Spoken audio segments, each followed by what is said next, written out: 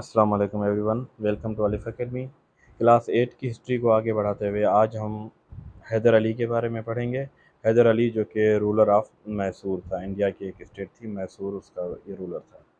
अच्छा, तो हैदर अली जैसे ही ब्रिटिश के साथ जो है वो अपना कन्फ्लिक्ट में आया, तो ब्रिटिश को जैसे पता लगा कि ये बहुत ही पावरफुल लीडर है, बहुत ही ब्रेव लीडर है, तो ब्रिटिश ने जो है अलायंस बनाया अपना निज़ाम के साथ, जो कि रूलर ऑफ हैदराबाद। जो हैदराबाद जो एरिया था उसका जो रूलर होता था उसका टाइटल था निज़ाम। ठीक है, तो निज़ाम के साथ एक अलायंस बनाया। एंड मराठास के साथ भी जो है वो ब्रिटिश ने अलायंस बनाया ताकि हम हैदर अली के अगेंस्ट जो है लड़ सकें, क्योंकि ब्रिटिश को ये पता था कि हैदर अली से अकेले लड़ना जो है वो नामुमकिन है, हम इस तरह से जीत नहीं सकते उससे। अच्छा, तो अब अलायंस कुछ इस तरह से था कि एक तरफ जो है वो ब्रिटिश थे अपना मराठा से, एंड निज़ाम ऑफ हैदराबाद। ठीक है, ये तीन लोग इनका एक अलायंस था। एंड दूसरी तरफ जो है one and only Haider Ali जो है उनके अगेंस्ट था। अच्छा, उसके बाद क्या हुआ कि हैदर अली ने निज़ाम ऑफ हैदराबाद को किस तरह से मोटिवेट किया, समझाया उसको कि आप जो है ब्रिटिश का इस तरह से साथ दे रहे हो, ये गलत है। और ब्रिटिश जो है वो फॉरेनर हैं, वो अटैक करने आए हम हमारे ऊपर, तो कैसे भी करके जो है वो निज़ाम ऑफ हैदराबाद को जो है वो अपनी साइड पे कर लिया हैदर अली ने। तो अब जो है अलायंस कुछ इस तरह से बना हुआ था कि एक तरफ ब्रिटिश एंड मराठास थे और दूसरी तरफ हैदर अली एंड निज़ाम ऑफ हैदराबाद। अच्छा, तो ये अलायंस था कि अचानक ये होता है कि ब्रिटिश की वॉर स्टार्ट हो जाती है हैदर अली एंड निज़ाम ऑफ हैदराबाद के साथ। तो जैसे ही वॉर वो शुरू होती है, तो हैदर अली एंड निज़ाम ऑफ हैदराबाद बहुत पावरफुल होते हैं, और वॉर लड़ते लड़ते अचानक ये होता है कि हैदर अली जो है वो मद्रास तक पहुंच जाता है, जो कि ब्रिटिश के कंट्रोल में एरिया होता है। And British had to lay down their arms for the moment, कि ब्रिटिश को अपने हथियार जो है वो फेंकने पड़ते हैं, अपनी हार माननी पड़ती है, उनको सरेंडर करना पड़ता है ब्रिटिश को हैदर अली के सामने।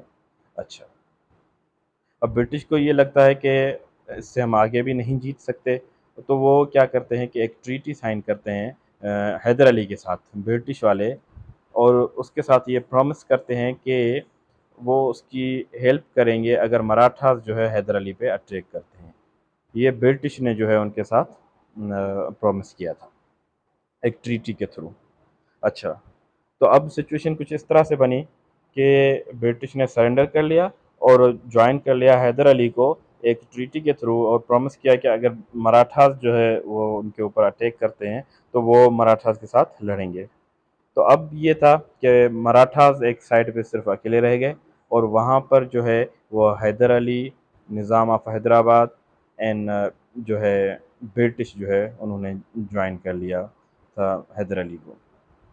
अच्छा, फिर अचानक क्या होता है, जैसे ही जंग स्टार्ट होती है, तो ब्रिटिश जो है वो धोखा देकर अपना हैदर अली को वो दोबारा जो है वो मराठास के साथ आकर मिल जाते हैं, और वो उनको बिट्रे कर देते हैं अपना हैदर अली को।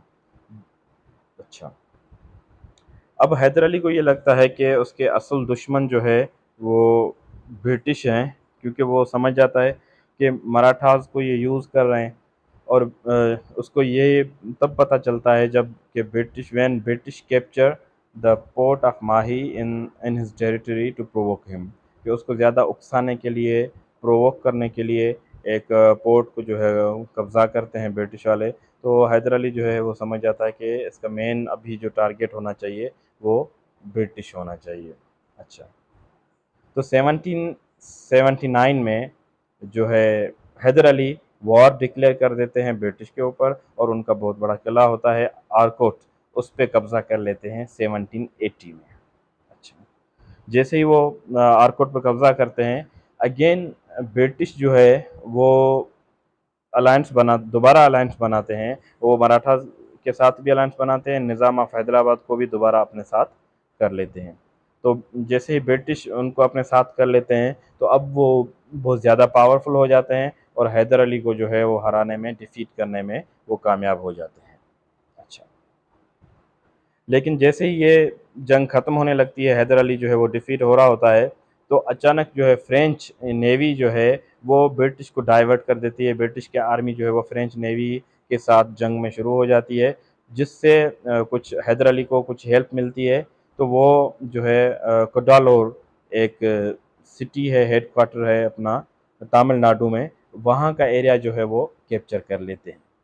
اچھا، اس کے ساتھ ساتھ حیدر علی کے جو بیٹے تھے ٹیپو سلطان، وہ بھی جو ہے وہ بڑے ہی بریو واریر تھے، تو وہ برٹش کے ساتھ وہ بھی لڑائی لڑ رہے ہوتے ہیں، اور کولونل بریتھ ویٹس کے جو ٹروپ ہوتے ہیں ان کو وہ سرنڈر کروا دیتے ہیں۔ اور اسی سچویشن کے دوران جب یہ جنگیں چل رہی ہوتی ہیں تو حیدر علی جو ہے وہ ان کی ڈیتھ ہو جاتی ہے 1782 میں۔ تو اس طرح سے ہم نے دیکھا کہ حیدر علی جو کہ ایک مسلم رولر تھا، اور اس نے برٹش کے ساتھ جو ہے جیسے ہی کنفلکٹ میں وہ آیا تو اس نے کبھی بھی ہار نہیں مانی، بہادری کے ساتھ جو ہے وہ لڑتا رہا، اس نے الائنس بنائے لیکن اس کے ساتھ دھوکے ہوئے کچھ، لیکن پھر بھی اس نے ہار نہیں مانی، اور آخر تک جو ہے وہ برٹش کے اگینسٹ لڑتے لڑتے اس نے اپنی جان دے دی۔ اس کے بعد جو ہے حیدر علی کے بعد اس کا بیٹا ٹیپو سلطان، وہ بھی اسی بہادری کے ساتھ جو ہے وہ برٹش کے ساتھ لڑے گا، تو یہ ہم نیکسٹ ویڈیو میں جو ہے اس کو پڑھیں گے۔ ابھی تک کے لیے اتنا ہی، شکریہ۔